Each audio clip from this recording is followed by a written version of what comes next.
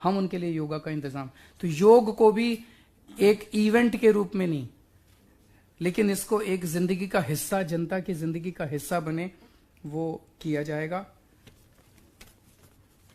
इसके साथ साथ जो अभी मुझे बेहद खुशी है कि अब वैक्सीन आ गया और वैक्सीन के जरिए हम कोरोना को मात दे रहे हैं। तो जितने सरकारी अस्पताल हैं, जो प्राइवेट हॉस्पिटल हैं, वहां पे आप पे करके अपनी वैक्सीन लगवाते हैं, लेकिन सरकारी अस्पतालों के अंदर दिल्ली में जो भी फ्री में वैक्सीन लगवाना चाहता है वो किसी भी सरकारी हॉस्पिटल में जाके फ्री में वैक्सीन लगा सकता है। दिल्ली की जनता को फ्री में वैक्सीन लगाने का दिल्ली सरकार का संकल्प है। पहली बार देश के अंदर महिलाओं के लिए स्पेशल क्लिनिक्स बनाए जाएंगे। जो हमने मोहल्ला क्लिनिक बनाए, अभी तक 496 मोहल्ला क्लिनिक बन के तैयार हो गए। अब কংগ্ৰেছ দলৰ গ্যাৰাণ্টি সম্পন্ন চাকৰি পঞ্জীয়ন কাৰ্যসূচী। কংগ্ৰেছ দলে 5 লাখ চৰকাৰী চাকৰি আৰু 25 লাখ ব্যক্তিগত খণ্ডৰ চাকৰিৰ গ্যাৰাণ্টি দিছে। পঞ্জীয়ন কৰিবলৈ লগ অন কৰক www.congressor5guarantee.in। অভিনন্দন, আপুনি পঞ্জীভুক্ত হৈছে। আপোনাৰ আইডিটো সযতনে ৰাখক। নিৰ্বাচনত জয়লাভ কৰাৰ পাছত কংগ্ৰেছ দলে অগ্ৰাধিকাৰ ভিত্তিত আপোনাক এটা চাকৰি দিয়াৰ গ্যাৰাণ্টি দিছে। কংগ্ৰেছক ভোট দিয়ক। महिलाओं के लिए स्पेशल मोहल्ला क्लिनिक बनाए जाएंगे ताकि महिलाएं अपने इलाके के अंदर, अपने मोहल्ले के अंदर, बगल में जाके अपने इलाज करवा सकें। दिल्ली के हर नागरिक को हेल्थ कार्ड दिया जाएगा और हेल्थ कार्ड के जरिए, उस हेल्थ कार्ड में अब उसको अपना एक्सरे, अपनी MRI, अपना वो सब रखने की जरूरत नहीं है। सारा डेटा क्लाउड के ऊपर होगा और आप किसी भी हॉस्पिटल में, शुरू में केवल सरकारी हॉस्पिटल में इसको लागू करेंगे, फिर प्राइवेट हॉस्पिटल्स में भी करेंगे। तो आप केवल अपना हेल्थ कार्ड ले जाइए और आपके सारा डेटा उसके ऊपर अवेलेबल होगा। आपका सब कुछ पूरा एक बहुत ही elaborate health information management system बनाया जा रहा है। आपको डॉक्टर की अपॉइंटमेंट भी उसके जरिए मिल सकती है, आपको लाइनों में लगने की जरूरत नहीं है। सब कुछ जो है वो हेल्थ मैनेजमेंट सिस्टम के ऊपर होगा। और दुनिया का पहला वर्चुअल दिल्ली मॉडल स्कूल बनाने की कल्पना इस बजट के अंदर की गई है, जिसमें क्लासरूम की दीवारें नहीं होंगी, स्कूल की दीवारें नहीं होंगी। आप कहीं से कभी भी किसी भी वक्त पढ़ सकते हैं। ये अपने आप का पहला स्कूल होगा जो कि दिल्ली में शुरू किया जाएगा।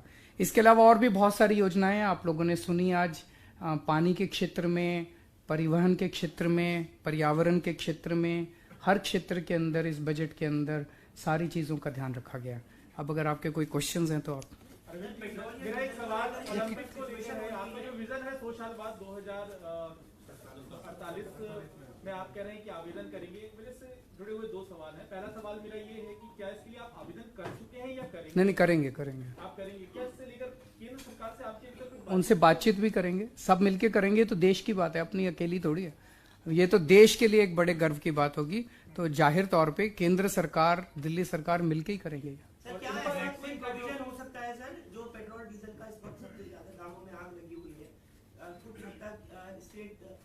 स्टेट के तो वैसे ही टैक्सेस बहुत कम होते हैं, हमारे तो वैसे ही साधन बहुत कम होते हैं। केंद्र सरकार के पास फिर भी साधन ज्यादा होते हैं। तो अगर केंद्र सरकार इसमें कुछ पहल करे तो लोगों को फायदा हो सकता है। जी बिल्कुल लेना चाहिए, जरूर लेना चाहिए। हम तो शुरू से कह रहे हैं कि इसको जरूर GST के अंदर लेना चाहिए। वैक्सीनेशन की जो बात थी कि सरकारी अस्पतालों में फ्री होगा, तो प्राइवेट अस्पतालों को क्यों इससे दूर रखा गया? क्या कोई खास वजह है? नहीं, कोई खास नहीं है। कुछ लोग प्राइवेट में जाना चाहते हैं, वो जाएं, हम क्यों। अब आप कहो, जैसे प्राइवेट स्कूल है, सरकारी स्कूल है। जो सरकारी स्कूल में पढ़ेगा वो फ्री है।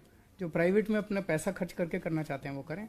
सरकारी अस्पताल हैं, प्राइवेट अस्पताल हैं। जो प्राइवेट अस्पताल में इलाज कराना चाहते हैं, हम उनको क्यों वंचित रखें। अरविंद जी, ये वर्चुअल दिल्ली स्कूल वाला जो कॉन्सेप्ट आप लेके आए हैं, एक्चुअल में जब कोरोना आया था, वर्चुअली क्लास शुरू हुई थी, तो बहुत सारे एक्सपर्ट ने इस पर अपनी रिपोर्ट दी थी कि बच्चों का विकास रुक जाता है, शारीरिक आंखों को दिक्कत होगी। तो बहुत सारी दिक्कतें थी इसके साथ।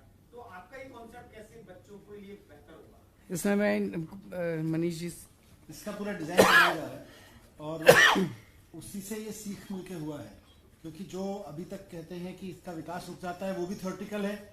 और ये जो कहते हैं कि साहब इसी से काम चल जाएगा, ये भी अभी एक अजम्पशन है। लेकिन नीड महसूस हुई है। बहुत सारे लोग जो दिल्ली से यहाँ से चले गए, अभी भी नहीं लौटे हैं। वो बिहार में, मध्य प्रदेश में, यहाँ तक कि महाराष्ट्र तक में हमारे बच्चे बैठ के अभी ऑनलाइन पढ़ाई ही कर रहे हैं, और हम उनके लिए अलग से स्कूल खुलने के बावजूद उनके लिए ऑनलाइन पढ़ाई ही करवा रहे हैं। तो वो वर्चुअल एक पॉसिबिलिटी है, उसको कैसे एक्सप्लोर करके करना है, उसमें काफ़ी एजुकेशनिस्ट की हमने एक टीम बनाई है, और वो इसको एक्सप्लोर कर रहे हैं कि किसी बच्चे का जो विकास स्कूल में आने से होता है वो लोकल एक्टिविटीज से कैसे रुके, वो दूर बैठे हुए कैसे कर ले, लेकिन साथ साथ वो वर्चुअली पढ़ाई कर सके, प्रैक्टिकल्स कर सके, एग्जाम दे सके। पूरा सिलेबस उसका उसी तरह से डिजाइन होगा ताकि वो जहां भी रह रहा है वहां के हिसाब से वो काम कर सके। आप लोगों दोनों से मेरा सवाल है कि बजट आप लोगों ने बनाया, मुख्यमंत्री ने तारीफ भी करी, बड़ी जल्दी सरप्लस हो गया, जिस तरीके से बजट बढ़ा है। अभी 6 महीने पहले तक बजट आप लोगों को टैक्सेस बढ़ाने पड़े थे पेट्रोल और डीजल पर, और तब जाके आमदनी बढ़ी थी। अब ऐसा क्या फार्मूला आप जो लेके आए हैं, वित्त मंत्री भी बताते हैं और आप भी बताते हैं कि जो बजट सरप्लस चला गया और 69 पहुंचा दिया आपने 69,000। Efficient financial management.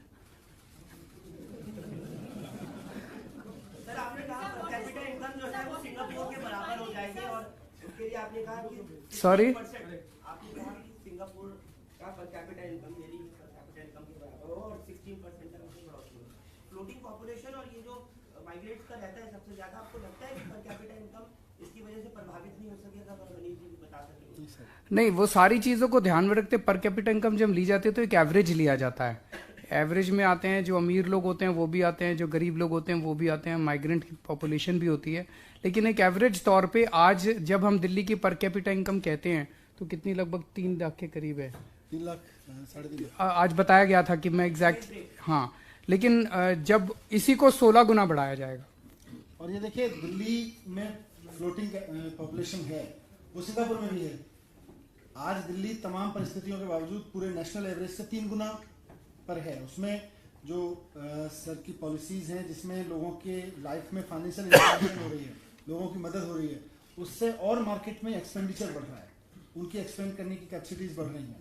आज जिसका बिजली का बिल बच रहा है वो 3,000 रुपये बचा के उसके बाद उसको लोकल मार्केट में इन्वेस्ट करता ही है ना, उससे किसी दुकानदार की इनकम बढ़ रही है, तो वो कहीं ना कहीं लोकल फ्लोटिंग इकोनॉमी में बहुत कंट्रीब्यूट कर रही है। So what is the corresponding feature of your budget, of this budget? Like always the focus has been on health and education. It remains the same. So is the attention that you have given to Desh Bhakti the most defining feature of this budget? And is that a reflection of what the central government is doing? My question is certainly देशभक्ति जैसा इन्होंने जब present किया आज budget, उन्होंने कहा ये देशभक्ति बजट है। सो सर्टनली देशभक्ति इज द डिफाइनिंग फीचर, जिसमें एक तरफ देशभक्ति से संबंधित ढेर सारे उसके सेलिब्रेशन से संबंधित इवेंट्स होंगे, और जैसा आज 75 साल जब हम आज़ादी को पूरे कर रहे हैं तो हमारे सामने किस किस्म का देश है, किस किस्म की दिल्ली है, हमें और क्या क्या करने की ज़रूरत है, और 100 साल पूरे करने पे हमारा कैसा सपना है और उसको सपने को पूरा करने के लिए क्या क्या नींव रखने की ज़रूरत है, वो सारे फीचर्स इसमें हैं।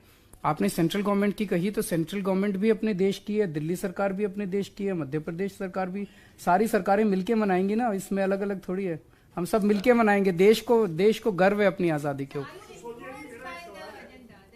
दिल्ली के इतने अच्छे स्कूल कर दिए जो दिल्ली सरकार के अंदर है, लेकिन दिल्ली में एक बहुत बड़ी खराब व्यवस्था चल रही है एमसीडी स्कूल्स की।